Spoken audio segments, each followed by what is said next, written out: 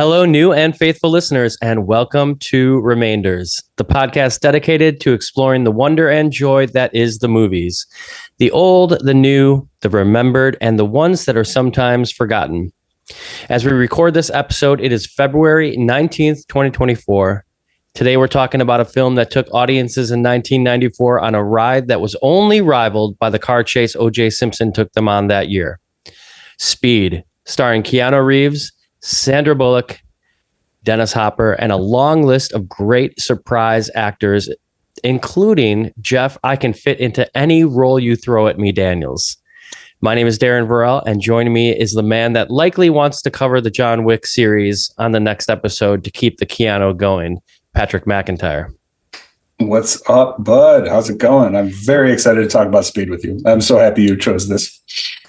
I know. Can you believe that I chose this movie? It definitely feels like it was like out of left field, but I rewatched it for the first time in years. I know you. This is a Darren pick for sure. You know, it goes around, but I was not surprised at all, and so very happy about it.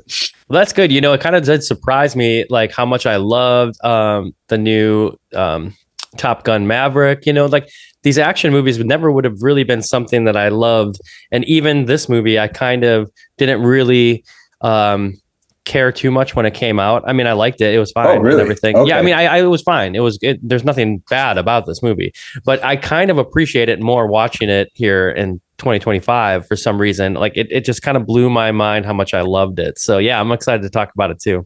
Well, that is interesting because I kind of had the exact opposite experience where I watched this obsessively as a child. I'm pointing out like the videotapes that I had in 94 when I was just a little kid.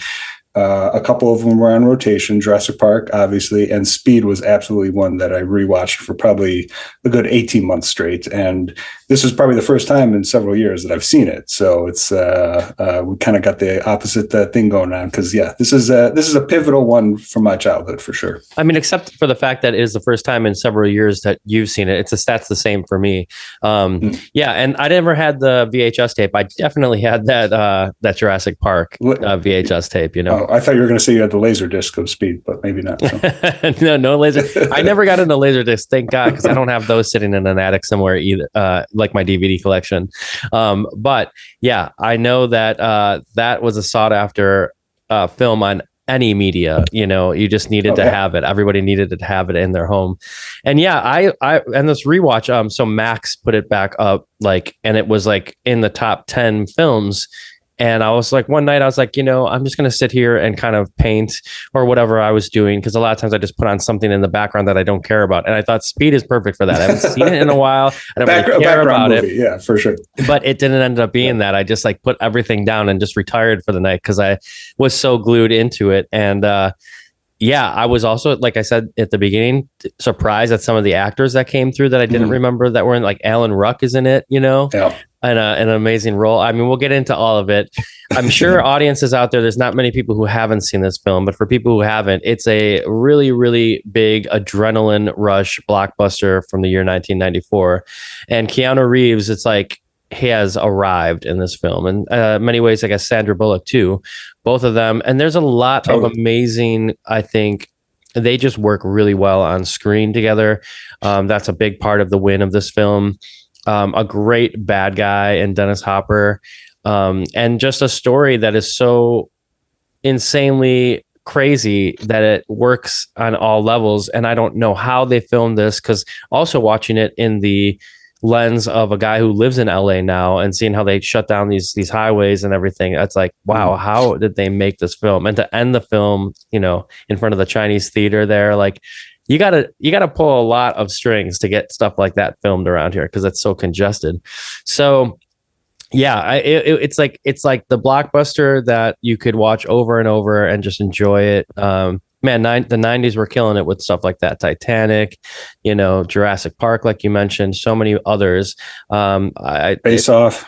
Yeah, I mean, we're gonna a little tease. So maybe we need to get into I mean, we've already started to dip into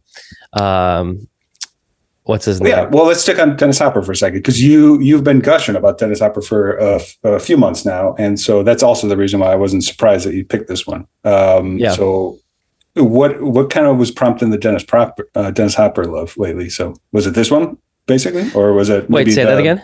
What was prompting the Dennis Hopper love lately? Well, of course, David Lynch passing away, which I'm sure we'll get to at the end of the talk here, was really like, okay, I watched Blue Velvet, just like rewatching stuff that I love. But don't get me wrong, like love of Dennis Hopper is huge in my life, even before watching Blue Velvet. I just like, it's kind of like you see that movie again and you see like, damn, like that guy is a fucking bastard in that film. Oh no, yeah, I got a sense where you were just kind of revisiting a few of his movies and just having that appreciation, which is always great. No, but I mean, you and I back and forth will text like pictures of him. He was a wild man, and clearly that's an understatement for sure. Yeah, clearly a huge impact on film for so many reasons, but also, I mean, starting back in Rebel Without a Cause, and all the films he did with James Dean, up until like I think he passed away in 2008.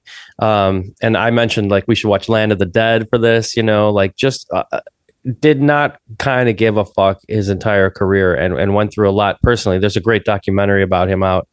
But I had forgotten about how good he is in Speed. We're talking about that. He's kind of like, it's a different version of that Blue Velvet character, but it's got the same kind of malice, Okay, so I'm not gonna lie, I haven't seen Rebel Without a Cause since like I was maybe like 19 or 20. I completely forgot that Dennis Hopper was in that. Oh yeah, that's crazy. Yeah. That's awesome. He's like one of the hooligans with the like other kind of like the biker gang. Yeah, on IMDb he played Goon. So okay, there you go. Didn't even give him a name. Yeah, not Goon number one, but just the Goon. So it's fantastic. I mean, yeah, for me, it's Blue Velvet and Texas Chainsaw Massacre 2. I mean, obviously, I'm not saying those are his best movies, but when I think of Dennis Hopper, those are kind of the two that like jump in my mind first, because I absolutely love both those movies and I've watched them many times. So, I mean, Easy Rider is obviously kind of the pivotal one, making his mark when that came out. But then, like his career, it really is just all over the place in the best possible way. Apocalypse Now. I mean, he really was an absolute legend. So that's why I was very excited. Just getting random texts for appreciation for him from you. So, yeah, 100%. And you would think about this movie in 1994 and what it did to audiences. I mean, it also is like subtly doing things in the film where they're kind of talking about coming together, and all these people on the bus are from different walks of life and things like that. So for anybody who doesn't know what this film is about, the hotshot cop played by Keanu Reeves, which is like, I feel like you can kind of start any kind of talk about a 90s movie that has a cop in it. It's a hotshot cop, The renegade. Played by Keanu Reeves, perfectly, of course. And he kind of has this whole, like, he's a loner. And even when I was talking with my girlfriend about it, because I was like, I told her, I'm like, have you watched Speed in a while? And she's like, nah, it's been a while. And she watched it. And then we were like going insane about Speed and talking about it. And she was saying like, she's like, yeah, they kind of subtly like show that he's not with anybody at the beginning. Like he's like goes out with like to celebrate that they got out of that whole situation in the beginning of the film with Dennis Hopper, and they get drunk the night before. And he's like, I went home, but I didn't have anybody there with me and stuff. It's like just little moments like that showing like the arc of these characters in like a quick way, because they're about to get on this bus that can't go under 50 miles per hour or it will explode, because Dennis Hopper has put a bomb on there. So like on the bus, you got all of these different walks of life, and it is kind of like a really cool melting pot. So you think about, how am I going to tell a story about a bus that can't go under, that amount of time? They do it so well, and they pull it off like with precision. Right. Well, it's Jan de Bont. I mean, we'll get there. Like, so Jan de Bont is the director. I think he really is kind of like an unsung hero of the late 80s and 90s action. I mean, he was the cinematographer for years. I mean, he was the cinematographer for Die Hard, Basic Instinct, Hunt for Red October. He was a Dutch filmmaker, started with Paul Verhoeven, and then started directing movies. And he made Speed in 94 and then Twister in 96. And so like the direction is expertise, because he was a product of like he was never leading the films until Speed, but like he got so much practice, obviously, on like so many essential films, and the direction is a huge reason why this movie is so awesome. 100%. Yeah, I think I didn't know much about his career before that, but he's gone on to do a lot of great stuff from what I was reading and researching since Speed, Well, that's debatable. Well, I mean, he's had consistent work, yeah. right? Yeah. I mean, he definitely peaked with Speed and Twister. That's definitely, I mean, so he followed that up with Speed 2, Cruise Control, starring Willem Dafoe, your favorite. So he didn't exactly repeat that. And then he did The Haunting, the remake, and then the second Angelina Jolie Tomb Raider movie. And those are kind of the last big budget movies that he directed. Yeah, from what I was reading, though, I think he's like on a lot of TV shows or something like that. That's possible. I was just looking at film, so. Gotcha. Yeah, of course. I mean, you can't. It's hard to follow up Speed, dude. You can't top Speed. The 1-2 punch of Speed and then Twister 2 years later. Yeah, I mean that's like GOAT for '90s action. So 100%. Yeah, I was gonna say you were talking about. Oh, I had something to say, but I forgot it. Sorry. Go ahead. But yeah, so I mean, one of the biggest reasons why I think this movie works is, I mean, 90s is the heyday of action. It's like 80s is the heyday of horror. And 90s is the heyday of action. Like the 90s, as you were saying, like has so many good action movies. But it really is like the structure of this movie. It's the 3-act structure. You start in the elevator sequence where you have Dennis Hopper setting the bomb up and for the elevator. And so you have all these random office workers stuck in the elevator. So that goes for like 20 minutes. You get into like some of the story, and then you get onto the bus, and that lasts for about an hour. So that's that whole sequence, and then it ends on the train with that bomb sequence when when Annie is tied to the train, and it's going at the speed, and it's just going to run into the end. So it really is that 3-act structure of the elevator, the bus, and then the train that like makes this movie. I mean, it's not even that long of a movie, but it feels so short because it's so zippy, and like every scene is awesome, and it largely is that 3-act structure. They don't let you rest very long. No, and it's genius, and like how it's like 3 different parts, all like basically commuter nightmares of like living in an urban city.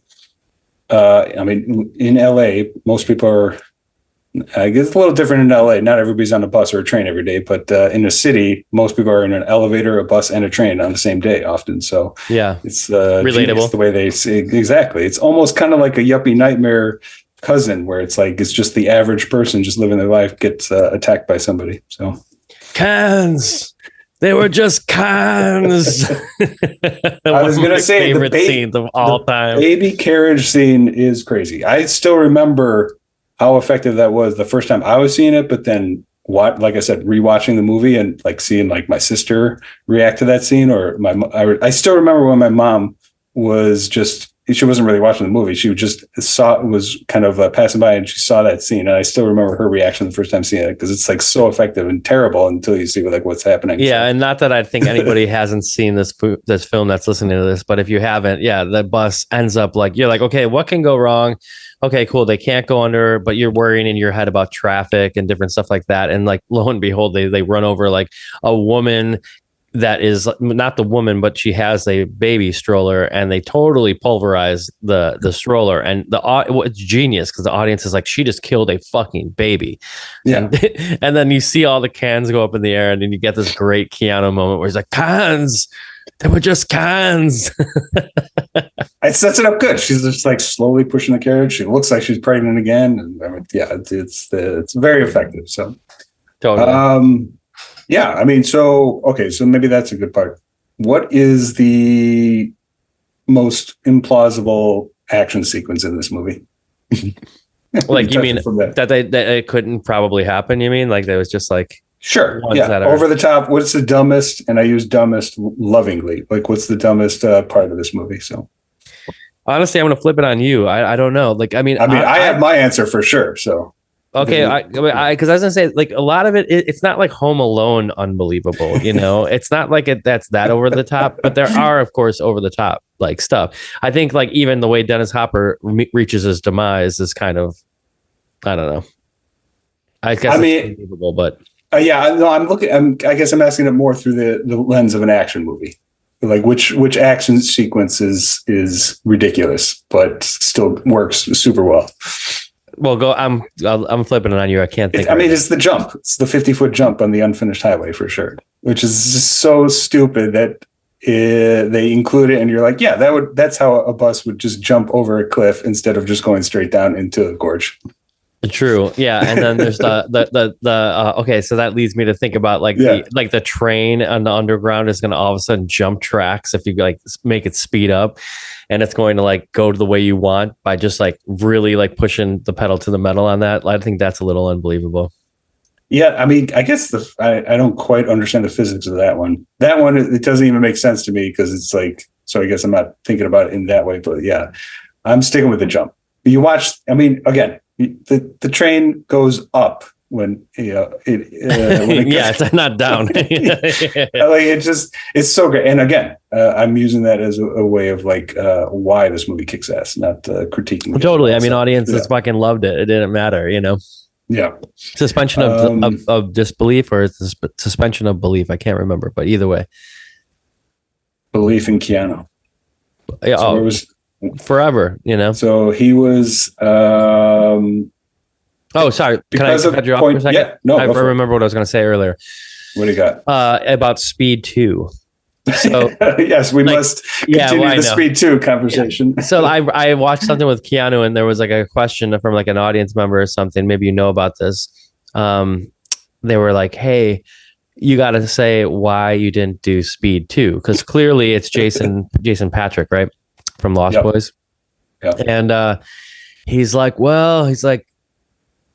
like a lot of us, it just, you know, something doesn't feel right. I didn't do it. And then he, you know, you can tell he kind of like had more to say, but he didn't. And then he kind of was like, well, it was a script, you know.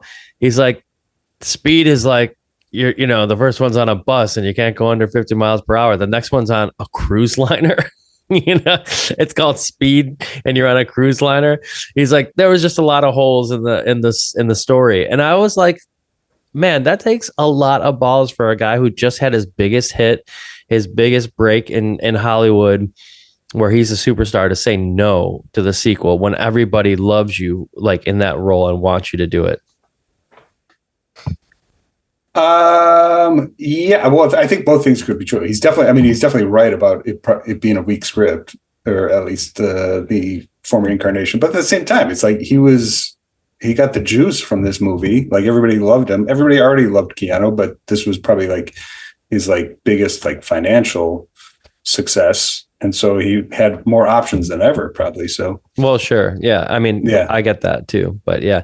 Anyway, I remember hearing him say that and I thought it was hilarious. Yeah. It's called Speed. What you want to do it on like an ocean cruise liner? Come on. It's cruise control. I mean, did you ever see Speed 2? I did. Yeah. Okay. Do you remember thinking it was as bad as everybody else thought it was? I mean, not really. I guess it deserved a rewatch. I remember somebody being chained to like one of like the boilers or something at the end. Oh, I don't remember that. I remember Willem Dafoe. I remember the end scene where it's just careening through the docks. That's about it. So yeah. I don't remember. But again, he didn't really follow it up with some major. I'm just looking at his DMP. So his immediate follow-up was Johnny Mnemonic. I don't know if you remember Johnny Mnemonic. Yeah. So. Johnny Mnemonic, Walk in the Clouds, Chain Reaction, Feeling Minnesota, and then The Devil's Advocate with Pacino. So then he started to get into high gear right there. He didn't really like set the world on fire for 5 years, and then he had The Matrix is coming in hot right after that. Yeah. So I would also say, just for anybody who's listening that loves Keanu Reeves and it hasn't seen My Own Private Idaho, that is definitely my favorite Keanu Reeves movie. It's kind of like Keanu before, like, you know, you can put all of this like big Hollywood stuff on him, and it's really a beautiful movie. So yeah. Well, yeah. Great pairing of him and River Phoenix, you know. So River Phoenix, one of his best friends. I mean, so I read River passed away, obviously, but passed away while filming this movie. Oh, in 1994. Okay. Well, you know, late 93, probably. but they were obviously very close friends, and that definitely, I read that like it was definitely affected him while he was making the movie. And so Jan de Bont, the director, had to like reorganize some stuff to give him kind of just shift the scenes to make it more palatable so that he can keep on working while going through that tough time. But, I didn't know that. But yeah, I mean, yeah, staying on Keanu, it's like you said, like if you like Keanu, is Keanu, I think he legit is like the most beloved movie star. Like who doesn't? I mean, for sure right now, I mean, the memes say it all, I guess. Right. Well, just in terms of like his movies, but also the personality that you can get a sense of, and the way he speaks about life and work and his career and just everything about life. I mean, he arguably is like the most beloved movie star like alive. Like who doesn't like Keanu? Like I think when you know that, you start to like peel back the layers of Keanu, that's how you start to love him more, because like, that's kind of a great way to talk about like life. You just live your life the way you do, and people like start to like make notes about who you are and stuff like that. And at some point in your life, like people look back and they're like, oh wow, like, because you can't redo that life, that's like how you lived it. And so people are realizing, oh, here's a picture of Keanu from 5 years ago eating a sandwich, smoking a cigarette, with his, riding his motorcycle around town. We love Keanu, it's like, it's great. Right. And yeah, he's kind of got that. Just to talk about him for a second, when I'm talking about My Own Private Idaho, because that's like a movie I think he's really good as an actor in. When you're talking about like speed and things like that, it's like, maybe it's because of the subject matter. I mean, even let's just talk about Francis Ford Coppola's Dracula. It's like the acting isn't amazing.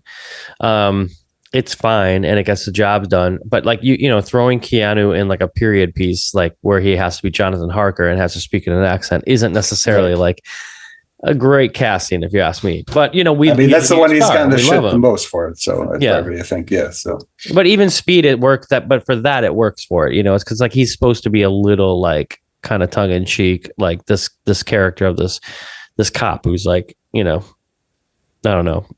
It makes you love him more, I think. Creature of the Choir. I mean, we covered Point Break on here, and it's in his performance. I mean, that's one of the best bromance movies of all time because of how good he is in it. So 100% love Point Break. Yes, if you haven't heard our episode on Point Break, you need to go back and listen. I think we did that about 2 years ago now. Johnny Utah stays forever. So yeah. I did hungry enough to eat the ass end out of a rhino. I mean, yeah. So like he's had so many different incarnations or like phases of his career, and it just keeps on going. And kind of, I don't know. The John Wick movie, like, what do you think about the John Wick movies? I love them. I mean, for what they are, but I don't. Exactly. That's where I think I would like pull it up and watch it all the time. Yeah. I haven't even seen, I think, the last two, or I think I may have seen the first two, and then that's it. I think they're on the fourth one, right? That just came out. I mean, I've seen them all in the theater, but I've never like rewatched them. I'm pretty sure there's four. Yeah. I mean, what do you think? I imagine you love them. I'm on the same page as you. Like I've watched them all. I like them for what they are. I haven't necessarily rewatched them or anything. So, but they definitely are a mid stage career defining role for him for sure. So, I mean, can we switch gears to talk quickly about Sandra Bullock, who was surprisingly, in my mind, I remember loving her, but I loved her even more this watch through as a 2025 watch. I was like, man, she was so perfect and like cute and fun. And she has this, like, she's not supposed to be driving. She's got her license revoked, which is such a nice little twist, great casting, I thought. And I thought that their chemistry was like really, really wonderful, which made you love the movie even more and wanted them to get together and everything. And I love the end line between the two of them. They have that whole thing back and forth that it's about, a relationship that gets together in times of chaos or something that doesn't last. And she's like, I guess we're gonna have to debase it on sex then. And it's like, oh, you fucking love it. Roll credits. I just fucking love it. No, yeah, definitely career making. Okay, so like I said, when I had this on VHS, rewatching it over as a kid, biggest crush on her in this movie for sure. This was definitely like a childhood crush for her. Yeah, a lot of people, I think, for sure. Yeah, exactly. My brother wrote a song called "She's Everything" about her after this movie. Okay, I love it. But yes, huge crush on her as a kid for sure. And yeah, she's. I mean, it's a fucking perfect role. She's both like she's the comic relief, kind of, but she's kind of the audience surrogate. She's basically like kind of the most real, relatable person like in the movie. You're not everybody's relating to Jack and being a renegade badass cop, but like she's just somebody who's got a speeding ticket and now she has to take the bus, and then she ends up having to save everybody. And ends up being like best friends with the people on the bus because she's like that kind of person, Yeah. So. But no, charming as hell. Definitely one of the most charming performances of the 90s. Oh, by the way, can we just talk about this for a second? Obviously it's going at a rate of speed and everybody's freaking out on the bus because if it goes under 50 miles per hour, we're all fucked and we're all going to explode. Can we talk about the person who tries to jump off the bus? Beth Grant, one of the great character actors. And gets rolled over the woman, by the bus. That's pretty shocking. Terrible. I mean, horrendously sad scene. Like it is like the low point. Like just when I was watching it, I was like, that happens, and they just have this shot where they show the whole bus and everybody's face is just like, oh, we're fucked on this thing. We're not getting out of here. Totally. And at the same time, to like throw the audience into like this is no joking matter. This is fucked. Right. The stakes are raised at like every scene, like you said. But no, that's Beth Grant, amazing character actor. Donnie Darko, one I know you love. Oh yeah. Little Miss Sunshine, No Country for Old Men. Yeah, she's awesome.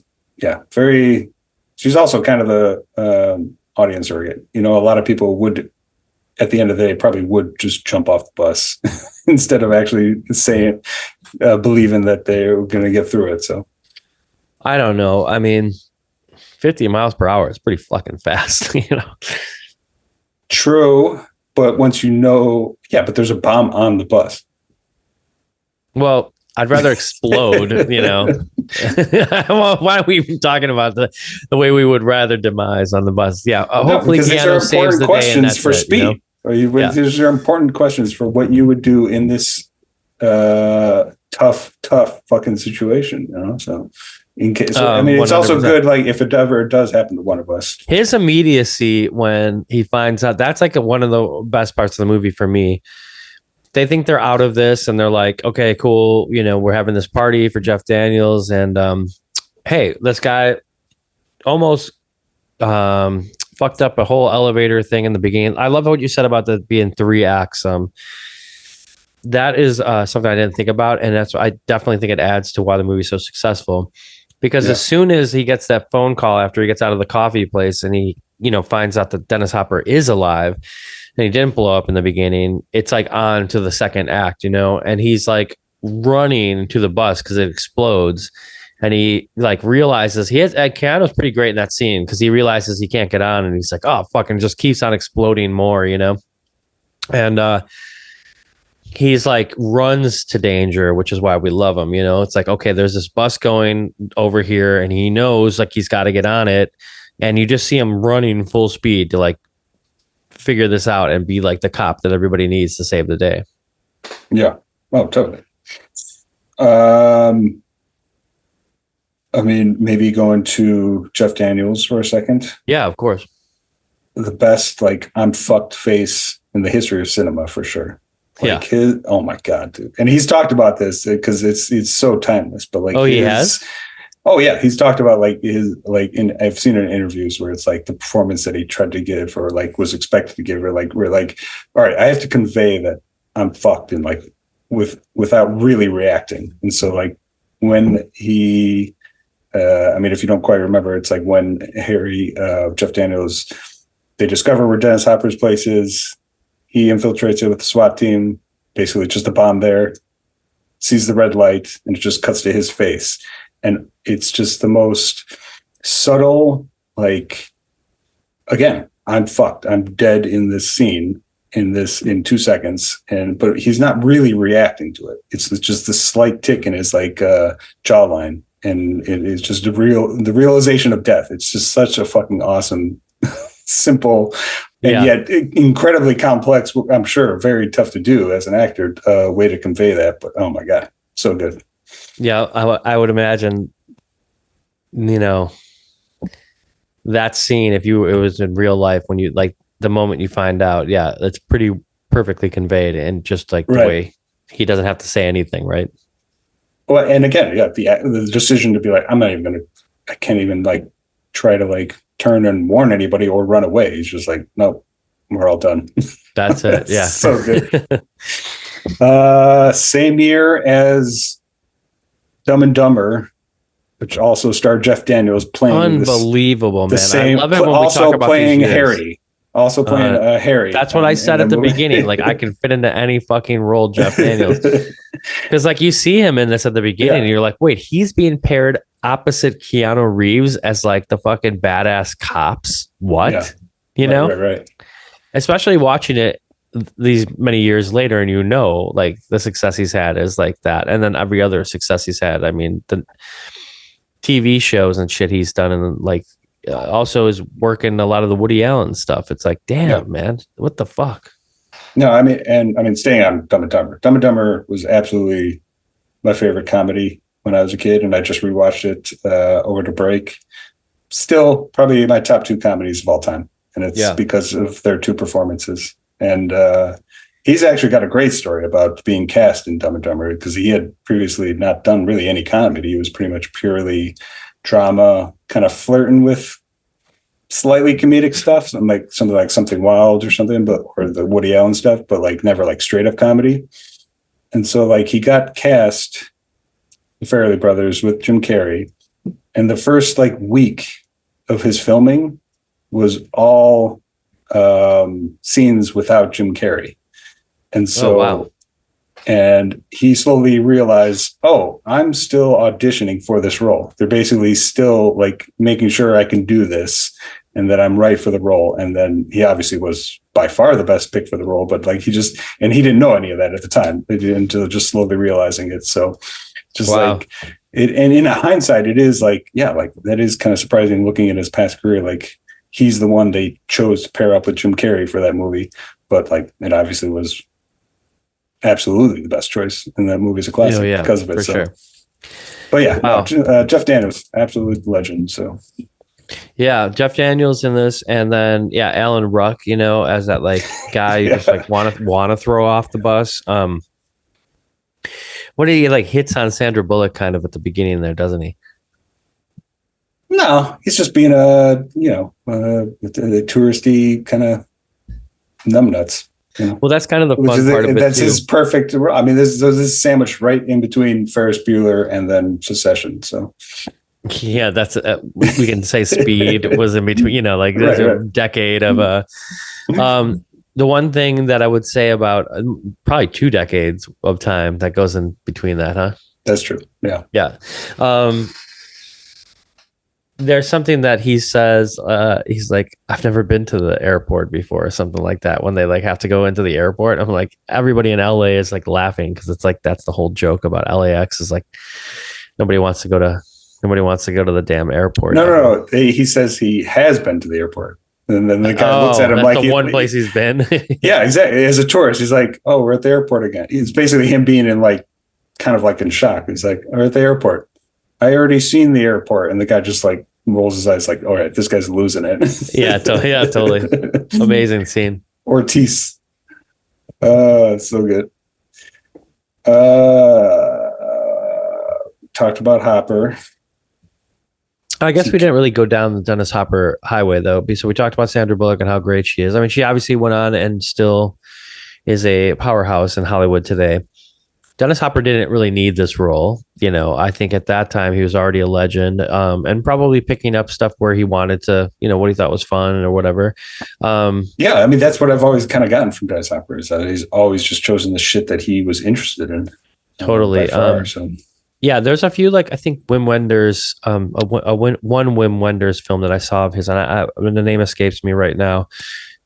that he was in that Criterion played, which was terrific. So like leading up to Speed, the guy wasn't like opposed to making renegade films, like, that started a whole genre of filmmaking. And then also jumping into like, George Romero's Land of the Dead, that's like probably one of his last movies, I think. When did he pass? 2008 he passed. Are you sure? I'm seeing credits in like 2018. Oh shit. So maybe he died in 2018? No fucking way. I think 2008, dude. 2010 says right here. So this just must be like extra stuff on IMDb. He died in 2010. Oh, I see. May 29th, 2010. At the age of 74. So yeah, that would have Land of the Dead would have been late last couple of movies that he did. So yeah, and honestly, no, Land of the Dead was 2005. So okay. I know we're just kind of getting into the minutia of his IMDb right here, but well, I mean, getting into like him, like like with Jack Nicholson and like those kind of like that time period when those actors were really coming up and like this new way of making films and everything. Yeah, you get him in a film and you're like, this is Hollywood, like legit Hollywood royalty and important people that are making things happen in this town and artists that are flipping the script, and I love that about Dennis Hopper. I mean, yeah, he's absolutely there at the beginning of the auteur 70s and just really reshaping Hollywood in the 70s and the way we know it, largely because of his, like you said, his work with Nicholson. So I mean, for that alone, aside from being like one of the best actors, like, that alone, he was at the forefront of it. So I mean, what just a fucking cool guy, I mean, I love the cool fucking actors like that just don't give a shit, that are just total artists, that can jump into the big blockbuster of the year and then also do like the indie film. Right. Because he just fucking can. When was the last time you watched True Romance? Actually, not that long ago. I think it was probably like a great monologue he's got in that. So. Last year, middle of the year last year. Yeah. That one's, he's a badass in that too. That's one that I liked enough back in the day, but the last couple of times I've watched it over the last decade, that is a great fucking movie. It's amazing that was the film that they chose to open the Vista with when it reopened here. Oh, for real? Because there's that scene at the Vista. Yeah. Well, it's a Tarantino script. He wrote the script. Yes, of course. Yeah, it's kind of like, I guess, maybe one of his first things that brought him to Hollywood. So they're playing Hitchcock's Vertigo right now in 70 millimeter at the Vista, which we got to see that print together at the Music Box in Chicago. I've been trying to get out to it, but as you know, I've been kind of really, really stacked up with work and stuff. What a great fucking time that was, by the way. So I know, totally. I gotta look back on it. I was like, telling my girlfriend in September, I was like, we're doing all this stuff in Chicago. And we were like, oh my God, we took a whole month off to do this stuff. I'm like, but we're going to like look back on it, like, and be like, this was amazing. And we talk about it all the time now, And that was one of the first, one after the renovation, right? Basically. Well, it had started, you mean with the new seats in there? Yeah. Yeah. They had started. I think it was close to done by the time we were in there. If not fully. Sure. Yeah. Because I got my old seat right over here. So yeah, you sitting in it? You watching movies in it or what? No, it's so fucking uncomfortable. So is it really? Yeah. I sat in it for like 30 minutes watching a movie when I first got it. I'm like, I'm not sitting in this fucking thing. This is just for decoration for sure. So yeah, totally. And like, of course, how many asses have been in that seat? I love that. Yeah, I just love thinking about that. I gave it a pretty good scrub down. Just it is pretty gross, but Tom got two of them. I think I told you two, and he said there was like bugs in it. Yeah, so he had to spray it down. It's so great. I love it. Piece of history for sure. So yeah. I might be going to the Music Box this weekend. They're playing Scary Movie at midnight. So that's very up your alley. Oh God. Yeah, I don't know if you've been following Scream at all, but a couple of big heavy hitters from the OG ones are returning for. Stu's going to be in the new Scream. So I saw that. Yeah. And what's his name? So he lived. Well, I mean, it's also the killer from the third one, who is basically his sister. He's cast in it too. He was also killed. So they're obviously doing something where it's almost like I don't know if this what it is, but like it could be like a new Nightmare type thing with Wes Craven, where it's where it's like a meta movie. So it could be going in that direction, which makes sense because it's Wes Craven doing Scream. God, Wes Craven. I know, like the most influential fucking horror dude ever, man. Everything. Well, yeah, that's debatable, but yeah, I mean, also if you think about how cool modern horror, they tried to bring back Billy Loomis, and it was kind of not really done well. I like that. So that was that was the fifth one, because the sixth one I thought was pretty shitty. I wasn't crazy about 6. I liked it enough. It went in a direction I was just not vibing with the characters, but like what they did with Loomis in 5, I was on board for that. So, and I like the characters enough. I guess the 2 main girls are not coming back though. So it's there was big drama with that, right? Yeah, I guess. I mean, I don't know. So it's a big shift, reboot basically for 7. So I mean, as in like it's a franchise that I've never like. It's never been my favorite, but it's like I'm all for like basically every single movie in that franchise. I fucking love Scream. I love it. I love it. I thought the first one was just pure gold, and then the subsequent movies after are great. I mean, I don't know. I haven't visited all of them, like all of the sequels past 3 very often, but like even 4 was pretty good. Like them kind of all coming back together for that one. Yeah. But then I like the reboot. It's got endurance. Like it's they never like oversaturate. It's not like they never got to a point with like, in the 80s when you got like a Friday the 13th every single year, which I'm all for. I love that. Yeah. But like I think that's why it's like when are we going to get another Friday the 13th, by the way? Or still, I mean it's a rights thing, so is it? Yeah, that's entirely why. Like because I mean I have a lot of thoughts on Friday the 13th. I mean, the Friday the 13th franchise has kind of become my favorite horror franchise because of how well those movies age. I've always liked them, but like they just age so well. And the remake from 2009, which has like skyrocketed in my rankings. That movie's a fucking like horror masterpiece. It's kind of like the House of Wax remake that they did in 2004. I really like that one too. I think I've said it on this podcast before, but like the House of Wax movies, all of them are great in my opinion. I haven't actually. I have not seen any of them, but man, around Halloween maybe we'll do it. Staying on Friday the 13th, that remake. Guess what number that is? In the series. Like in this, over 10, yeah. It's over 10. 12? It's 12. And so they basically lost the rights to make the 13th Friday the 13th movie. And it's fucking like ironic, terribly ironic that they just have not been able to make the 13th movie. Who did New Line? Because that's, I think, who has it. I don't actually know who currently has it. That's who had it.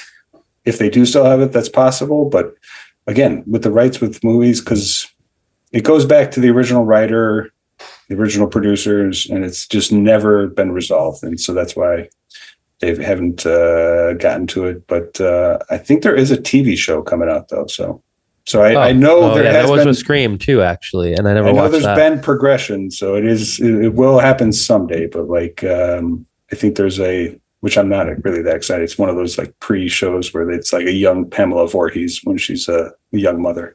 Oh, gotcha. So, I mean, like they kind of did that with the Bates Motel, right? Right. Which Psycho 3 is a possible contender for covering this year. So, oh man, we fucking love Psycho 3. We did cover it, didn't we? No, Psycho 2 we covered. Oh, that's right. Yeah, I haven't watched Psycho 3. I haven't watched Psycho 3 yet. Yeah, and that's the first one directed by Anthony Perkins, and it's okay. Well, let's not sleep on Halloween. Pretty fucking good, dude. So. Like me and you, I think really need to go after Halloween. Like October needs to maybe be like every week or something like that, so we can really cover some shit. I mean, we're getting. I mean, we could do a double feature of Rob Zombie Halloween's, Psycho 3, and Scream. So sounding pretty tasty right now. So. Sounds fucking amazing. Yeah. We're the assholes talking about Halloween in February. So But or like while we're doing a podcast about Speed, which is could not just be getting any excited for it. Yeah, so much we love it. Yes, let's get back to Speed. Dennis Hopper, right before Speed, he made Super Mario Brothers, which is a great movie. So I have that right there. Can't believe that was right before this. That's what I'm saying. Hopper was the fucking man. He would do anything and everything, and he gave it his all. And it was obviously never really for like a paycheck or anything. Like he just was in so many different types of movies. So good. Yeah, but you become that legendary and they give you the paycheck no matter what the fucking movie yes, is. he got the paycheck for sure. I'm just saying, like, that's a movie. Played King Koopa. Oh yeah, that's right. He was in Basquiat, which we covered. I forgot about that. Yep. Oh wow, he was originally cast as Christoph in the 1998 Peter Weir film Truman Show, which by the way I watched again, and there is just no way that movie is not fucking perfect. I mean, I love the Truman. Dude, we need to cover that for sure. I don't even know if I want to go into anything more about it because I'd love to cover it on this podcast. But yeah, he was in that. Well, he was supposed to be in that as Christoph. Ed Harris is so good in it, but you could definitely see, Dennis Hopper in that role too, I think. That's crazy. I'm just thinking about it. I mean, Truman Show is an absolute masterpiece. Absolute masterpiece. I still have not seen Master and Commander. I know you're so fucking high up on that. We're definitely covering that. Yeah. We'll get to that. We'll table that for now. That's crazy to think about him in that role. That would be crazy. Waterworld. Any thoughts on Waterworld with our boy? No, it's funny. I've never seen Waterworld. I know it was a huge flop back in the day, right? Yeah. A little Kevin Costner action. We like our Kevin Costner with the last episode. It's one of those movies that was just a flop, and it's not nearly as bad as everybody made it out to be. But back in the day, it was also I guess it kind of is still this thing. But like, if a movie like flops, it like basically suggests that it's bad, which is kind of the case sometimes, especially in the '90s. But yeah, so I mean, it's a goofy, fun movie, so no problem with that. I mean, is it kind of doing what like Mad Max was doing on the land, but like 100% water? Yes, 100% what the movie is for sure. So, yeah, which is awesome. So for that. I mean, okay. Speaking of casting choices, so there are a couple I saw that turned down the role of Jack before Keanu Reeves, and that includes Stephen Baldwin and Richard Grieco. I love both those guys. I can see you digging their vibes. But they both turned it down and both expressed regret for it. So, wow. I mean, I love it when you think about like movies and like who could have been in these roles, because you just like Keanu's so perfect for it. All right, dude. Well, as I sit here and think about Speed and how it's changed me a little bit, I'm wondering a little bit why this movie has like excited me so much in like my later years and my, not, maybe it's because of my attention, like I'm maybe paying more attention to things or something. I'm not sure, but like I really loved this watch of Speed, and I threw out shit like, caring about art or, I let it be entertainment. Maybe that's what I'm saying. And it does that 1000%. It just entertains the fuck out of you. And it does it so well. It does it in a way that you don't have to think at all. And you can just like watch it. Like the fact that I was going to like put it on in the background and just not care about it, and then ended up caring about it, says a lot to me about how perfectly done this film is, because, you can't help but watch. You can't look away. Well, okay, so when you were saying that, I mean, my first reaction is that we just kind of live in a different world now. Movies are just different. They just have different priorities. Whereas this one, like you said, its mission is to entertain, not necessarily in a dumb way, not necessarily like turn your brain off way, but like it's an uncomplicated portrayal of a bus that can't go under 50, and there's nothing that bogs it down with any type of social commentary, I guess is a good way to put it. Yeah. And that's kind of what made the 90s the 90s with action, is they had subtle understandings of like the world around them, but it was never the priority. The entertainment, I mean, maybe was that's the priority. Top Gun Maverick. I mean, even the fact that they never said who the enemy was, right? Big reason why that movie hit so hard, because like those movies are just kind of far and few between now these days. Whereas you really get the sense, you can analyze these movies for days, but it's clear that the priority was to just entertain while you're watching it. And it's just become like a little bit just, you know, a little bit more rare than it was back in the day. So, you know, so that's kind of when you were saying that, like, I could see a lot of people watching this, and it's, you know, it's a straight up action movie that people have watched a million times, but it does kind of have a different vibe than a lot of movies that have come out in the last 10, 15 years. So it's refreshing is the best way to put it. It is refreshing. I guess maybe that's it. You know, I wanted to see something that just entertained me and just like took me on a ride. Yeah, that's it. Play into speed, but yeah, it took me on a great ride. And also, like, maybe as my love of Keanu has grown over the years, I liked seeing him in this role that maybe I just kind of dismissed a little bit back in the day. He's welcome in my living room anytime in these films. I really enjoyed it, and I even enjoyed Dracula, you know, because, you know, I love that stuff. But I even enjoy him in that film, even though he's not the greatest actor in it. It wasn't the role for him, let's say, but I still love that film, you know. Yeah. You've become much less dismissive in your older age. Maybe that's it. Yeah. In the Suncoast days, you were dismissing fuckers left and right. You were like, fuck that guy. Yeah, totally. I mean, I still like that, you know, but it takes a little bit more to round me up these days. I'm like, I'm a little bit easier going. I just mean in terms of like, you know, if somebody's a seemingly shitty actor, you know, maybe look a little deeper into it. So also maybe your understanding of the world and like how hard it is to do these things. Sometimes you also like give people a little bit of a break, you know. But I mean, Keanu is an outlier. Again, like we already discussed, like incredibly beloved as a person, so that inevitably makes you like any type of role that he's in just a little bit more, at least. So especially going back, so it actually has been a minute since I've watched Coppola's Dracula, so I should rewatch that one. So yeah, but then you know, it's kind of like how I felt about, sorry, not to go on tangent, but like how I felt about like Gangs in New York. You know, you're pitting this like amazing Daniel Day-Lewis character against, I thought at the time, not a great Leonardo DiCaprio,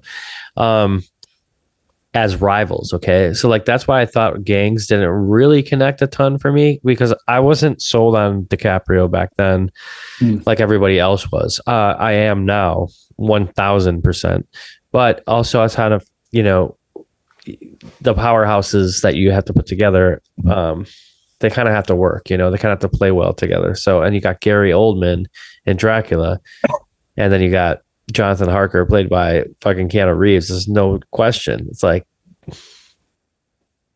you know, there's something wrong with Gary Oldman. That guy's fucking crazy. You know, in the best possible way. In the best possible way. Yeah, I love it.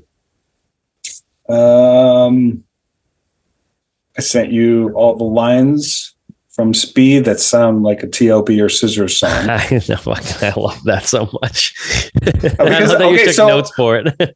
Well, I'm literally watching this movie, and I'm like, half of this dialogue sounds like a song that Darren would write. So yeah, no, for sure. No, you're 100% right. Maybe not necessarily the lyrics, but the cinematic, because you've always had like cinematic lyrics or cinematic inspirations with your music. So for sure, yeah, which is fucking rad as shit. You know, it's a huge reason why I love so much of it. But like, I mean, a couple of those. Yeah, you responded to track 6, "Shoot the Hostage." Yeah, I love that. There's like, when you hear that, just as in general, it makes you like your mind can go wild on that. Like, what does that mean? You know. And track 7, "Everybody's fucking fired." I could see you like yelling. Everybody's fucking. It's more of like yeah, possibly like a Sweezo song, that one, but yeah. Right. Yeah. I thought The Whim of a Madman sounds like a pretty rad track, but that's possibly a Darren Burrell solo tune. Don't Get Dead. Hey, Jack, don't get dead. It's just a great line in general. Song. So, yeah. It's true. Yeah. Okay. So, yeah. It covers all the Darren Burrell bases. Yeah. Yeah. It's the antithesis of I can't wait until you get dead. So, well, exactly. Yeah. It's almost like an atonement song for that one. So, which is a kick-ass track. So, and then, Wildcat.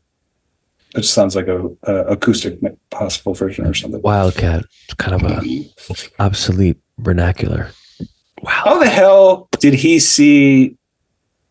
I mean, okay, one quibble. It's a gray shirt with a tiny little thing of Arizona, and he sees it on the black and white camera. How the hell did he see that to call her Wildcat? I've always kind of had that problem with this movie. Oh, interesting. Like, you know what I'm saying? Like, so he's got. I mean, it's not that small on her shirt, is it? Yeah, it's like that big, and so. But I think it's black and white camera, right? It's in the school itself. Like, he just knows. Does it say UC or whatever on her shirt? No, it's a tiny. So what they show. So yeah, I mean, just send the screen. So he's watching everybody with the black and white shitty grain camera, looking down at the front of the bus, and Annie in the driver's seat, and she's got her sweatshirt. And when they realize it, Jack looks at it, and it's just a tiny little like 1-inch thing that says Arizona. And that's how Jack realizes he's looking at her, because he called her a Wildcat, Arizona Wildcats. Right. I'm just saying, it's like, there's no way that he could see that in this shitty little camera from like 15 feet away of that 1-inch little thing saying Arizona. So no, you're right. It's not like her whole shirt was just this giant Wildcat picture or anything. That's another suspension of belief moment, I guess. But yeah, that's also beautiful writing. Like, I love that. Like, he's so smart that he can like play with them the whole time, and even the whole thing about the watch, like his retirement gift, so he could set, him on the, like, basically Keanu Reeves is responsible for Jeff Daniels blowing up. Keanu Reeves, Jack is responsible for Harry's death? Because he tells Harry that the watch is a cop, because it's like an old shitty. Yeah.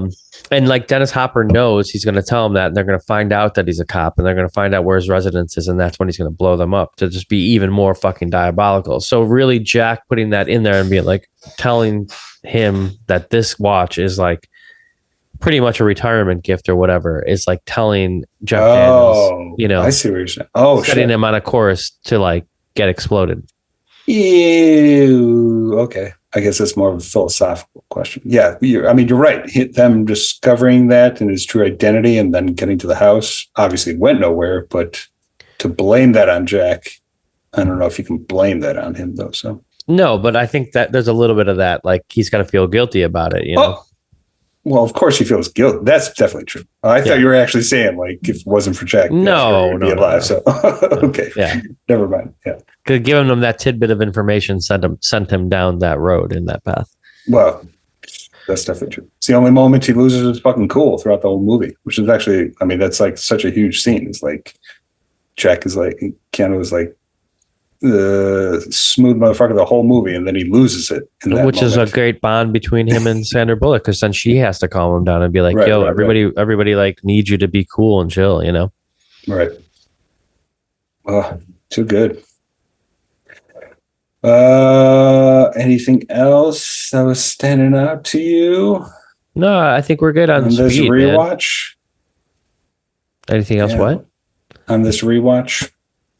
No, I mean, I'm just glad we're talking about it, and that we both, I obviously love it. I don't think anybody's listening to this thinking that we didn't like it. Like, we love it. Clearly you loved it back in the day. I thought it was okay back in the day and fine, but like now I'm like, okay, maybe every year I need to watch Speed just to remind myself like how you could have fun at the movies. Yeah, it's definitely one that I didn't realize how good we had it back in the day. Definitely ages like a fine wine. But and then kind of just, we haven't really talked about this at all, but all the action is just practical action. There's no like insane CGI of people going and flying in every direction. It's like everything you see. And I watched the on-demand commentary, and just like it's a lot of him just talking about the special effects, and just all the action is just kind of done for real. Yeah, talk about that for a minute. The commentary, like what can people get out of that? I mean, it's, you know, he gives largely a technical kind of commentary track, so it's really only interesting. I would suggest it if you're kind of down for that stuff. But he just really kind of goes through, you know, his reaction to the filming of like of the special effects and the action, all the different types of buses that they had, the 11 buses, and for different shots, some got blown up, some didn't. Which stuff was like small models and stuff going over the, I mean, that part with the jump, that was a last minute thing that they weren't even going to include in the film. And he was like, you know what would be cool if the highway wasn't finished and we had to jump over it. So it's just like him just adding that last minute.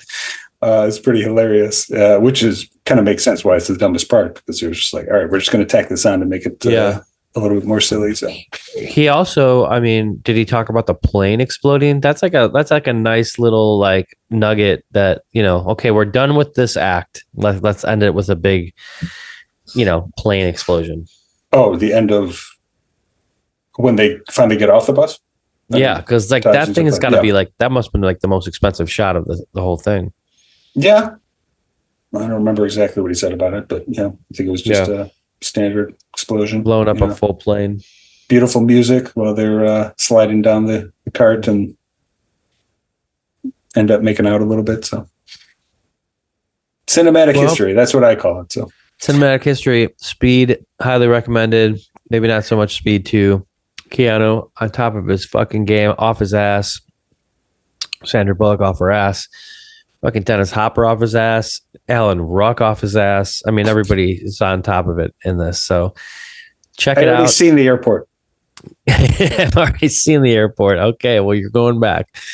Yeah, let's move on then. I felt it was a beautiful talk. And yeah, if you're out there and haven't seen Speed, sorry for spoiling the whole fucking movie for you. But yeah.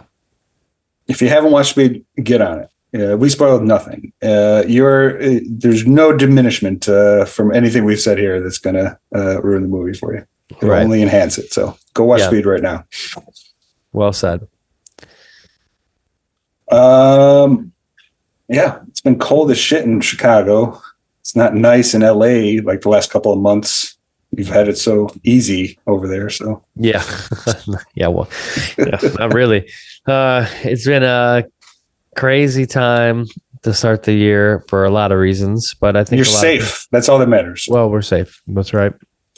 Thank you for that. You see behind me, this piece is something I did for my art show that I just had, and it was the last piece I did because I had to postpone my show due to the wildfires out here, and I wanted to do one where I could like raise some money to help the people in need and animals in need specifically, because I saw Bob Odenkirk doing this thing where he was taking the stress off of the shelters and he was getting the dogs and cats onto planes and going into other shelters. So he's literally flying animals out to other shelters so that other animals that were affected by the wildfires can come into the shelters and then people can come and, you know, find their loved one.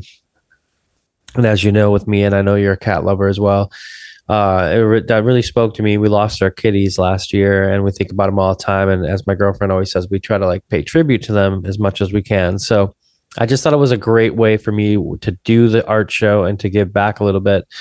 So this is not mine anymore. This has been won at auction. For a good amount of money.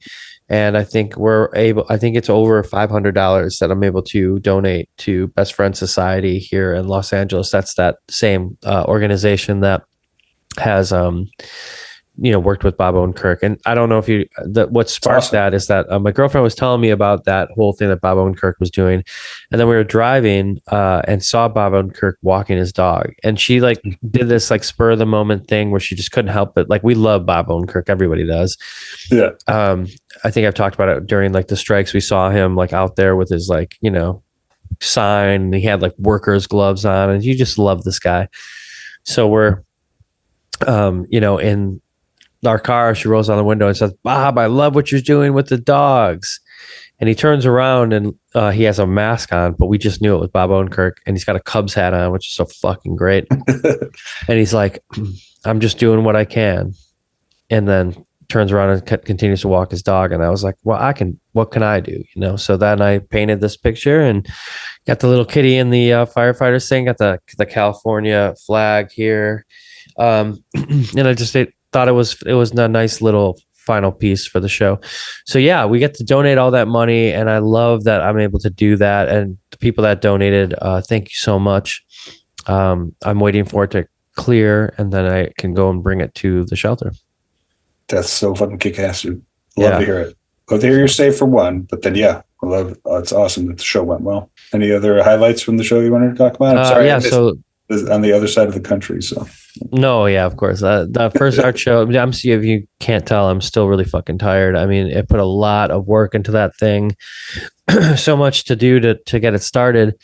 Yeah, obviously all worth it. And nice. I've been working for 3.5 years to have my first art show here in Los Angeles, and it was great. Everybody showed up. It was a free show. We had Million Miler, which is Tom Higginson, from my band TLB and Plain White T's play. Then we had Jen Pop, who's an amazing singer-songwriter in a band called the Bomb Pops, but she's doing a lot of solo stuff. And our friends in Unsound Sunday, which is another band out here. So like there was music, there was art. We built an experience called a solitary refinement, where you can go in and you can be just there and like kind of by yourself during a big event. And it was kind of like I left a journal in there for people to write like what their experience was, and I haven't gone through any of that yet.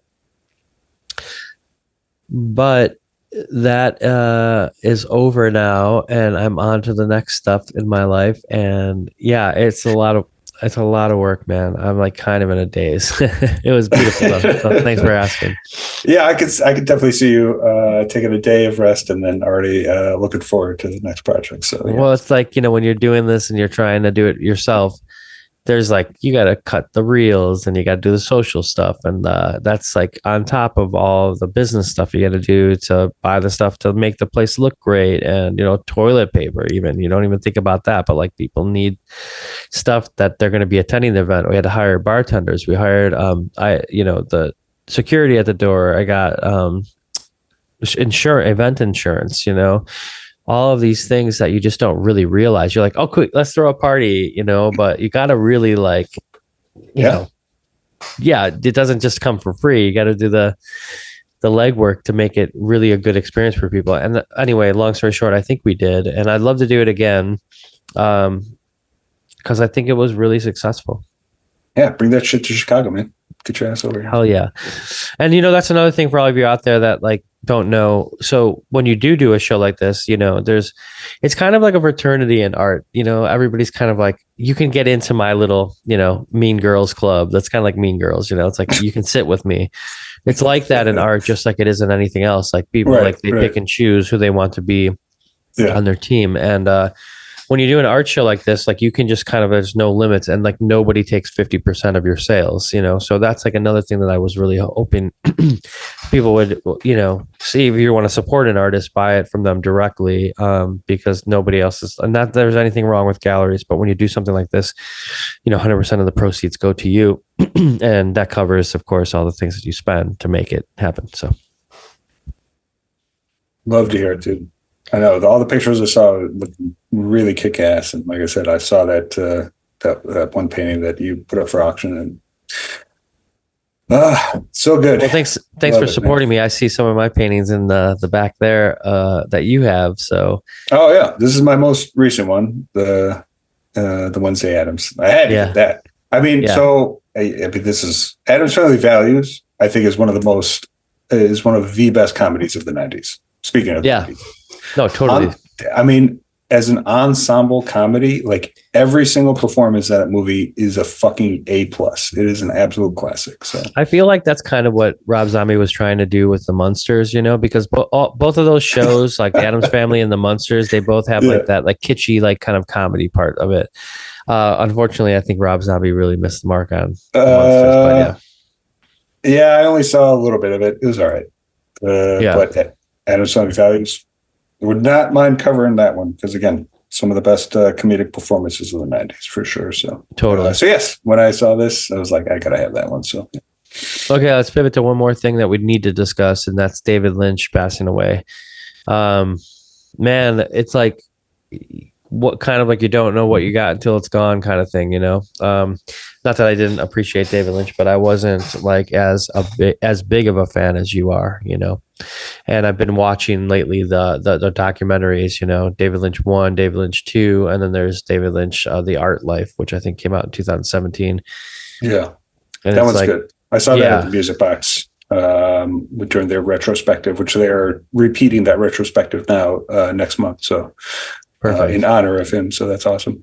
I haven't seen Lynch Oz. Have you seen that? Neither have I. No. Are you familiar with it? It's on Criterion. Yeah. It sounds awesome. Like it's just his influence from The Wizard of Oz, right? Yeah. From what I can understand, I think I watched the trailer and there's like a lot of people, like a lot of notable names in that too that are like talking about him. I do need to see that. But yeah, I mean, I've been going through Twin Peaks rewatch actually for the last year. And I've actually I'm getting up to it. I still haven't watched The Return. Have you watched that one? And it's 90s, right? No, The Return is the one that came out just a couple of years ago. 2016 or something like that, right? The later ones. No, I have not seen it. Yeah, so I'm looking forward to watching that. I haven't rewatched many of his movies since here in the past, and I think it just kind of staying on that Twin Peaks vibe. But yeah, I mean, the first movie I actually ever saw from him was. And it's kind of one of the not lesser. It's The Elephant Man, which people kind of love, but it certainly doesn't feel as much as like a Lynch movie as it does, even though it is amazing. Yeah. Because I remember I read the book about The Elephant Man for a book report when I was like in 5th grade, and then I just ended up watching the movie like right after it. In 5th grade? Yeah. I was a fan of monsters and whatnot at the young age, so anything like that. So I was like, I'm going to do a book report on The Elephant Man. Watched the movie shortly after, and that movie blew me away. Like that movie is so fucking sad. I'm like, even when we're watching it as an adult, that movie is like terribly tragic. But that was kind of my introduction to David Lynch at a young age, and that movie is absolutely incredible. So it's definitely one. Like I said, people love it for sure. It just doesn't, it's not like Blue Velvet in terms of having like all the explicitly David Lynch style. So yeah, totally. And I loved like seeing that Roger Ebert, David Lynch run in. I guess that was probably at the Oscars for Mulholland Drive. Right. Obviously, for anybody who's listened to this podcast in the past knows we love Roger Ebert. Was that? Okay, no, I guess it was Mulholland Drive because the awkwardness, I guess, was just from the negative reviews he got for Lost Highway, which is the one where he did the poster showing 2 thumbs down from Siskel and Ebert, 2 more reasons to see Lost Highway. 2 more reasons to see Lost Highway. Yeah, That's so good. And I liked Lost Highway, by the way. I thought Lost Highway was cool. It's not, David Lynch is not for everybody. It's not like you're going to watch this movie and like, figure it all out, I think it's my favorite soundtrack by him, by the way. So, oh, yeah. I mean, you got Smashing Pumpkins on there. I mean, so many fucking great songs, but like, I mean, the music too. Like, you just go on Spotify, just find any type of Lynch vibes, and it's like his mark on music is just indelible. It's like it's just such an incredible like atmosphere that he was able to consistently convey, like with all the music. Because like I always say, like music is like one of the biggest things that kind of like affects like how much I like a movie, because it's just like I just really dive into like movies are audio visual. It's an audio visual medium, so it's like I mean, who doesn't think of like hearing is more important than anything. I think that's like what's so cool almost about social media is that you can put like your own soundtrack to stuff. If it's available, like you can kind of put like the song that's perfect for your like little video snippet or something. Of course, like there's laws about advertising and different stuff still about all of how you use it, but for the most part you can use something and kind of get that vibe of like what you want. out there as like a regular person. But yeah, like you're gonna watch like and watch Blue Velvet and not think of In Dreams, you know. Yeah. And that's not to say like just watching for like a score, you know, which obviously like Maurice Jarre, and I was, you know, watch David Lean films, you know, and you see like, and those are indelible, you know, scores that no one forgets. Mm. Yeah, I should rewatch. I need to rewatch Blue Velvet. It's been a couple of years since I've seen that. The Straight Story, I want to watch again at some point. That's kind of like his Disney, very un-Lynchian movie that is quite good. Richard we went over Farnsworth, to Bob's Big Boy and paid tribute like a couple days after he died, and had a burger, a milkshake in there for him. That seems like your fat. Yeah. I mean, everybody was like gathering around there because he had said that he went there all the time and like wrote at the one in Burbank. So we're like, we're going to go and just kind of pay our respects. I've actually never seen Dune. Neither have I. And I know not a lot of people are huge fans of that. But it is very poetic. And we talked about how much we love this, but his last on-screen appearance was Fablemans, the John Ford cameo. Yeah, that's his last on-screen appearance, huh? Right. So the last words he gives in cinema, like him delivering, it's like, get the fuck out. Fucking beautiful, man. I love that. Yeah, I know. It's so good. So I rewatched it, and you know what? There's a huge poster of, understandably, he's playing John Ford. There's a huge poster in that scene of The Informer that we watched. Yeah, John Ford movie. So I love seeing that. So that film I should rewatch. That's one of Spielberg's like finest in the last like decade or so. Dude, I still have been like, I don't know why I haven't rewatched it again. I just been like in the back of my mind for like 2 years now, but just like I can't wait to rewatch that movie. And I'm also like building it up too much in my head because of like how much I love that. I was just blown away by how much I liked it. I was just not expecting it to be that good or enjoy it that much. I just really wasn't, based on Spielberg's output. You know, just made decent stuff for sure, but like I'd say that's definitely one of his best ones in the last 20 years for sure. Absolutely. Yeah. So with David Lynch passing away, you know, it's another great one gone, but left his mark in art and film and won't be forgotten. That's for sure. The rest of this year, we'll see how it goes, man. You know, it's been zany, I guess is the best way to say it. I mean, there's been highs and lows, but for the most part, we're all doing it. We're all getting through. We got speed to take care of us when it's not so great. Do you want to move into the song of the week? I didn't even ask you. I'm sorry. Everything good with you? No, everything's shit. Thanks for asking, finally. Yeah.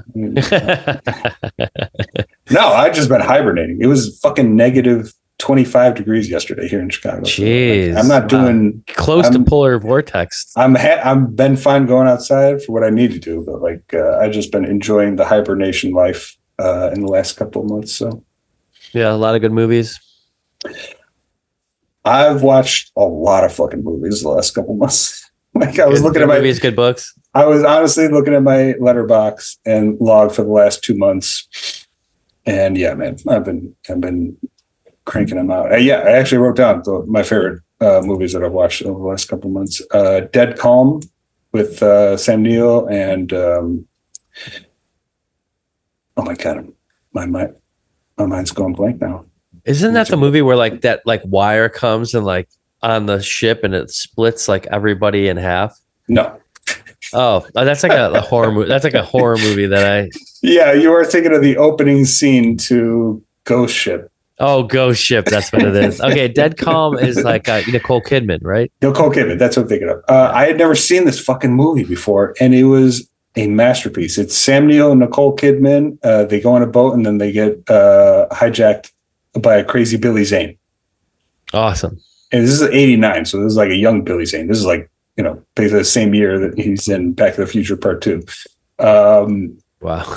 It was fantastic. I mean, speaking of like we were saying with Speed, like kind of movies that are just very nuanced, and this one has a lot going on, but it's pure entertainment in terms of like the psychological paranoia going on between these characters and like in this fucked up situation. And it really plays like a stage play. It's on a boat. Cool. It's only 3 people basically the whole movie. And I mean, I love that. Like anything where it's like just really bare bones kind of like dialogue driven stage play in a film format, I always am for. So yeah, that's on my on Criterion right now as a Nicole Kidman like a selection. Yeah, I just picked it up because it was like I got the DVD was like $2 or something, so I picked it up, and I know I'd always want to see it, so I watched it on that, and yeah, definitely one of my favorites that I watched over the break. Another one that I watched that I absolutely loved. I have a lot more to say about this, but we'll keep it short. But The Thin Red Line, I finally watched. I had never seen that from '98. The got Sean Penn and then also a little Michael J. Fox action, right? No. He was in different. I forget the one. That's Casualties of War. Casualties of War. You're right. This is the Terrence Malick movie about World War II. I mean, it does have Sean Penn in it. Adrian Brody, Jim Caviezel, Nick Nolte, Cusack, Clooney. This was basically the movie that got overshadowed by Saving Private Ryan in the same year. It was the 2 World War II movies that came out in that year. I had never seen it until now, and I was blown away. It's such a poetic masterpiece of war with an incredible cast. Terrence Malick, who we've talked about before. I mean, it's definitely my favorite movie that I've watched from him. So, wow, yeah, I haven't seen it. It was incredible. I would love to cover this one because of, like I said, it was always a blind spot for me. So I'm very happy I caught up with that one. Well, you're the next. You got the next pick, so you. I got a huge lineup for 2025, so very excited. Cool. 2 more movies. The last one will be related to my music pick, but the last one, and I'm saying this unironically, Sonic the Hedgehog 3 was a fucking banger. So, I'm not joking. I watched all 3 of the Sonics over the break. The first 2 were garbage because I was hearing Sonic 3 was good, and I did not like the first 2. Watched the third one. It's fucking great. So there are 2 major reasons. And to tie this all around, Keanu Reeves gives a fucking great performance in Sonic the Hedgehog 3. He plays Shadow, and he plays a tragic character that suffering from loss. It's kind of like a John Wick character who's motivated by a loss of something. I won't give too much away. Fantastic performance. So that's a big part of it. But then the other half is they let Jim Carrey go unhinged in this movie. This is like in living color, Dumb and Dumber, Ace Ventura, Jim Carrey in this movie. So wow, for that alone, I think like if you care about, I mean, you love Jim Carrey, we all love Jim Carrey, but if you kind of really miss like his absurdism from the early 90s, like Sonic the Hedgehog 3 is the movie to watch because they give him carte blanche to do whatever he wants, and he nails it. So I know I'm not saying this ironically by any means. I'm 100% recommending. I love it. I'm 100% recommending The Thin Red Line and Sonic the Hedgehog 3 back to back because they were both fantastic. Cool. Well, I love that. Surprises are the sweetness in life, right? It was so good. Yeah. I mean, again, Keanu pops up everywhere, and every time he does it, it's fantastic. So, well, you said it dovetails into your song of the week, huh? Well, unless you got any other movies talked about, we can jump into the music. No, I mean, I feel like we can go on forever. We haven't talked in a while, so let's just cruise into the music, and we'll, pick up next time where we left off. All right, then I'll finish it off. The 4th movie, Better Man, the Robbie Williams biopic. Oh, right. Absolutely fantastic. So Robbie Williams, I had his 2003 album Escapology back when it came out. We were working at Suncoast at the time. I remember getting it then. Love the album. I mean, so Robbie Williams has been unrecognizable basically in America, but like I think he has the record for like most stadiums sold or like highest attendance. I mean, he's basically been like Taylor Swift level of fame in in England for decades. And it's just like, he's just completely unrecognizable. Like in America, he's just never popped. He had a couple hits, like the Millennium, like when they were out in the early 2000s, but that's about it. So that's why this movie just kind of didn't do well, but I absolutely loved it. So what is your experience with Robbie Williams? Well, yeah, my ex-girlfriend Sean loved The Ego Has Landed and Millennium so and all that stuff. That came out, that was early 2000s. Into Robbie Williams, which of course she was. Like, this guy, great singer, fucking attractive dude, and yeah, I was all like, we thought Robbie Williams was everywhere back then. I did watch the Netflix documentary on him. So I still haven't watched that. Yeah, I do need to watch it's really that, good. So, I think you'll like that, especially if you really like this movie, because I have a feeling like it kind of explores the same thing, just in like a creative way with him being like a monkey or whatever. So this is the type of biopic that I like. I've talked about how boring fucking biopics are and how generic they are. It's like I saw this in the same week as A Complete Unknown, and Bob Dylan's one of my favorite musicians of all time, and I haven't thought about A Complete Unknown once since watching it. But this movie I absolutely love. So, but yeah, so if you haven't seen it, like, or not familiar with it, it's a traditional biopic in terms of like a musical and telling the story of his life, but he's played by a monkey. And it's basically just his cheeky way of, I'm a performer. I've always viewed myself as a performing monkey. So they just take that and they run it all the way through. The music is fucking awesome. The performances are awesome. Like I said, it's half musical. So it's a lot of music performances that takes up like half the movie itself. And they're all like so well done. So, and I'm not a musical person at all. It takes a lot for me to get into it. So, what were we just talking about? Your experience with Robbie Williams. Oh yeah, no. I'll think of it. I'm sure I probably was going to go on another. But anyway, that's my recommendation. Sorry, last thing. I watched for the first time in my life, Call Me by My Name. Call Me by Your Name. Call Me by Your Name. Have you seen Chalamet? The Chalamet. Yeah, I saw it in the theater. Yeah. Okay. I get it. I don't know where you're going with. I fucking get it.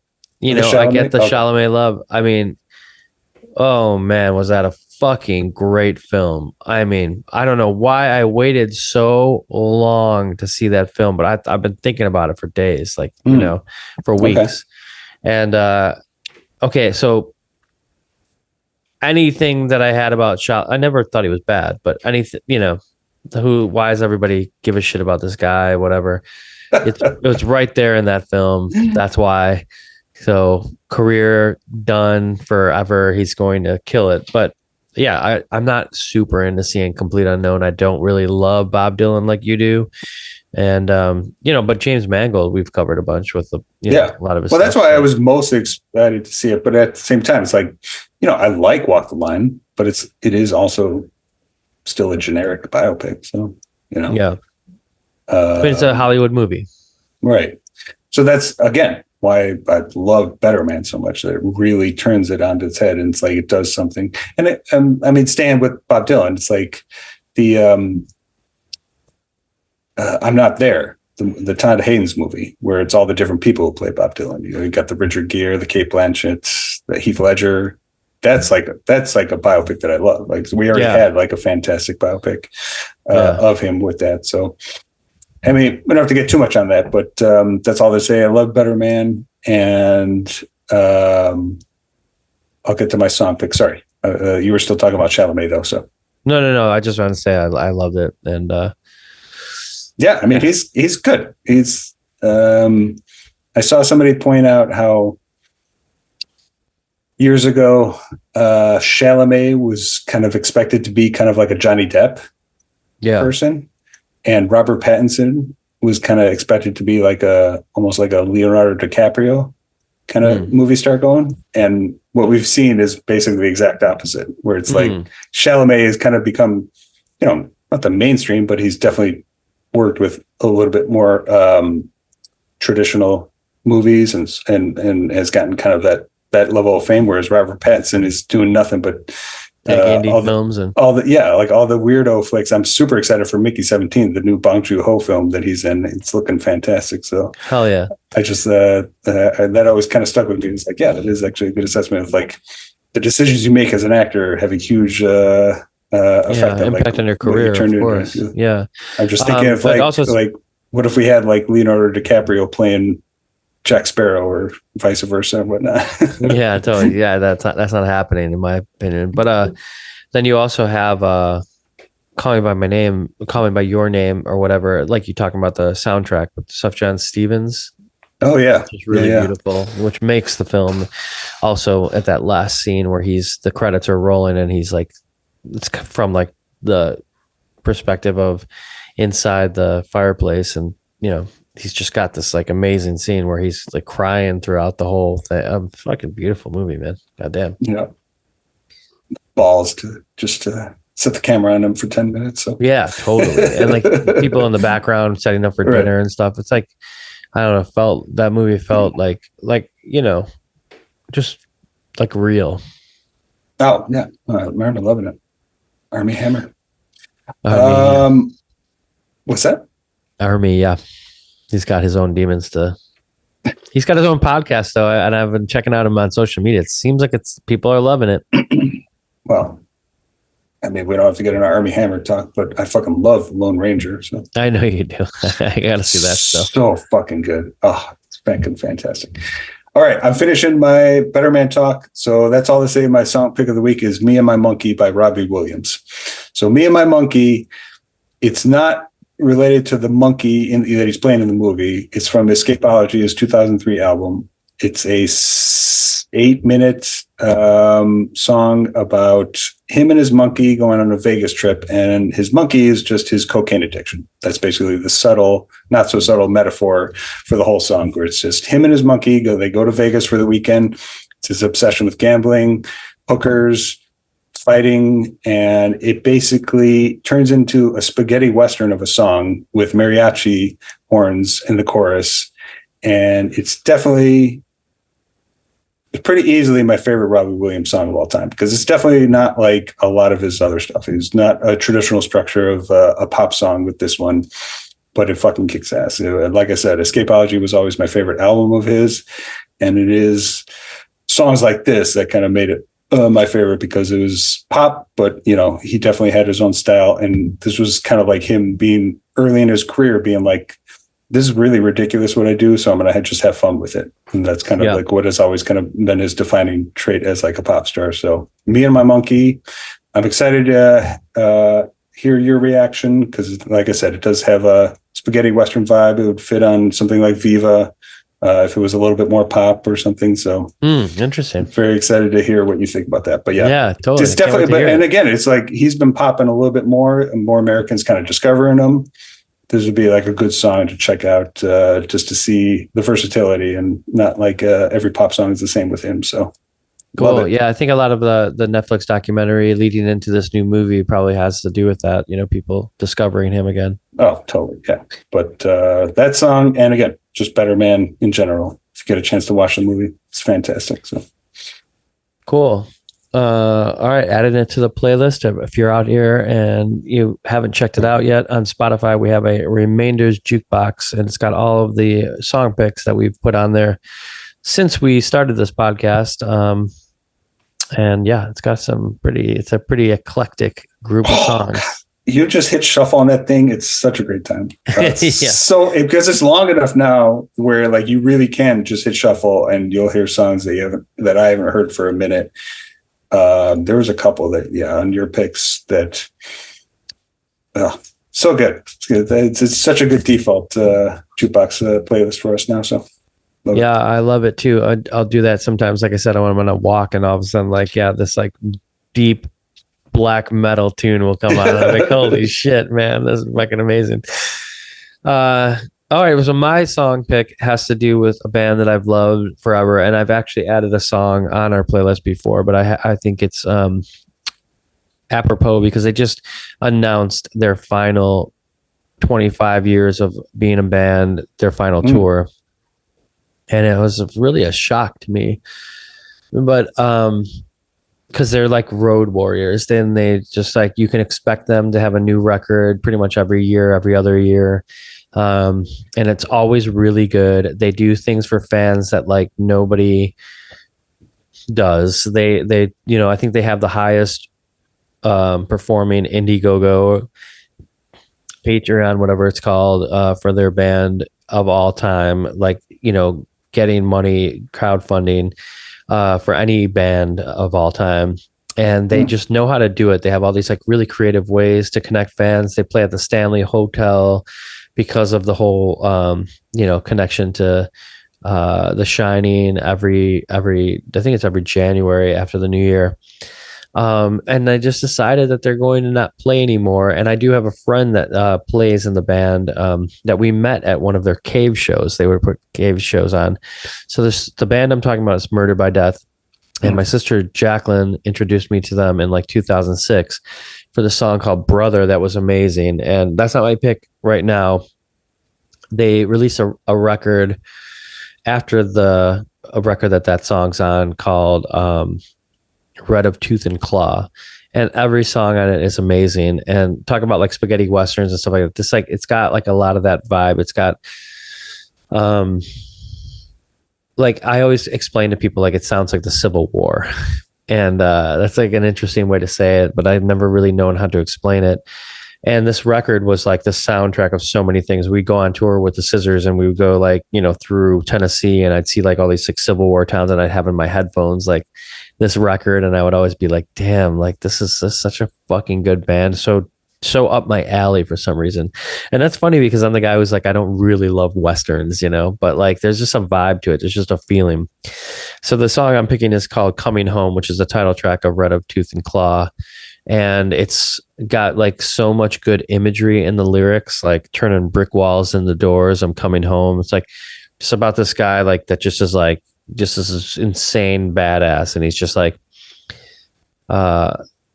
yeah, it's like a character all in itself. Like it's like the imagery in it when you listen to the song is so real and so like tough. So anyway, that's my song, Coming Home by Murder by Death, as a tribute to them for 25 years of amazing, great times. I love them so much that like I would visit the merch booth back in like 2009 or 2010 when they come through Chicago, and I would just like always like hand them extra money when I would buy like a t-shirt, because I knew like they were on the road and I love the band. I wanted to support them. It was always like that kind of a band, you know, just like they just really connected with their fans. So oh yeah, love to hear that. Yeah, I hadn't heard that they were retiring. So you said they're currently revving up for their tour, their last tour? Yeah, this year is their last tour. They're coming through Los Angeles and playing the Regent Theater, which I'll be at. I got tickets for that. And maybe see them other places too. They're playing in San Francisco as well, in Berkeley. Maybe I'll travel a little bit just because like I gotta see them before it's over, you know? Yeah. It looks like they might be playing Talia Hall here in Chicago. Yeah, I think they have like 3 dates of that, although it may be sold out already, all of those dates. Yeah. But although you could maybe talk to my sister about getting a ticket if you really want to go. Yeah. I think she still works there. Yeah, looks like they're playing in July. If you're in Chicago, go fight for some tickets. Talia Hall's great. Man, one of my favorite venues. Oh, it's really good. Like it's the sound's great there. So I've seen a couple of good shows there. So all right, yeah. It's always bittersweet when an artist you absolutely love is calling it quits, but it's a lot of changes. It's also comforting because you're just grateful for like all the shit that good way of saying it, person or group produced that you love. So kind of like David Lynch, you know. So maybe that's what comes out of the talks of great art, you know, just like you're grateful to have it in your life. Grateful for that haircut has been inspiring me to grow. I know, it's such a kick-ass fucking haircut. Seriously. I know I remember at one post where it was like, because I was seeing like so many people, you know, because like he was so well beloved, but then just like one that was like, can we just at least take a second to appreciate how fucking great his hair was for so long? Totally. Like, yeah, you could definitely do that. So yeah.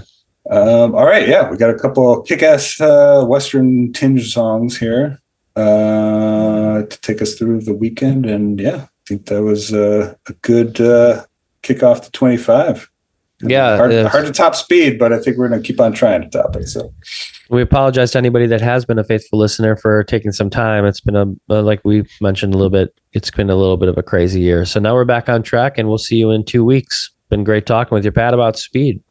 Oh, looking forward to the rest of the year, and keep up the good work. Be talking to you soon.